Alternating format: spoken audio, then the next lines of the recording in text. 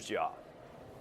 All right, joining us right now from Washington, D.C., I do believe, is Representative Adam Schiff, who, of course, has been very vociferous. And Congressman Schiff is the ranking member of the House Intelligence Committee. And Congressman Schiff, obviously, you've been very vocal about this issue. Do you think there is any significance to the president actually mentioning Robert Mueller by name in his tweet? He hadn't done that before. I think there is, and I don't think it's a coincidence that it comes after a week in which it was reported that Bob Mueller is looking into the Trump Organization finances and whether the Trump Organization was getting money from Russia, trying to do deals in Russia, whether the Trump Organization, I hope he is investigating whether they were laundering Russian money. That may have set off this set of tweets attacking the independence of the team that Bob Mueller put together, attacking the Mueller investigation as a witch hunt. But it certainly puts every member of Congress on notice that this president is considering firing Bob Mueller, that in the past, in fact, there's evidence that he tried to fire Bob Mueller, and members need to speak out now before there's a crisis, or they'll be held to account. No one can, I think, miss these signs the president is sending. So what should Republicans do then to make sure that the president doesn't fire Mueller? How can they protect him?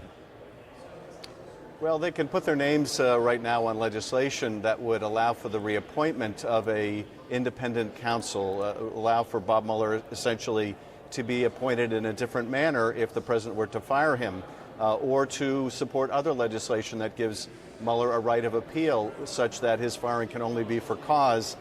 These are more powerful steps than just a handful of members making statements. But if we wait, if the president reads the silence as acquiescence, then we could be headed for a real crisis. Well, Congressman, we saw the president's tweet calling the Russia investigation a total witch hunt, and then you responded to that with your own tweet. To my House and Senate colleagues, if the president causes a constitutional crisis by firing Mueller, no one can credibly claim that they could not see it coming. The time to speak out to defend our system of checks and balances is now. I mean, would it truly be a constitutional crisis if that were to happen?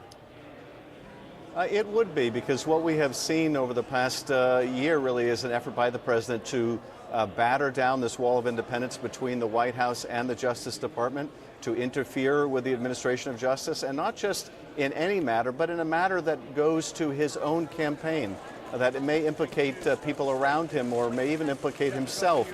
So this, I think, amounts to obstruction of justice if the president were to fire the prosecutor who's conducting an investigation of his own campaign. And that would, I think, bring this government to a halt. So to avoid that, people ought to speak out. We shouldn't wait until after there's a crisis.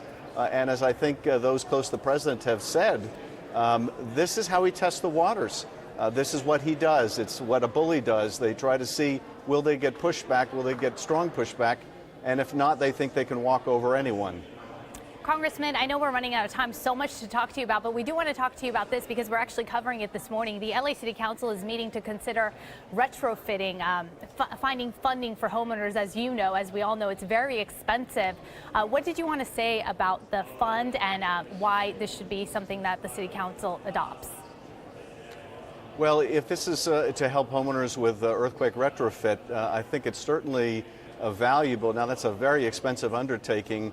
One of the things that we've been trying to do, and I've been championing for almost 10 years now in the Congress, is an early earthquake warning system so that people can get to a safe place. We can stop light rail cars, we can stop surgeries, we can stop, importantly, natural gas from flowing in a way that could cause a fire in the result of a big earthquake.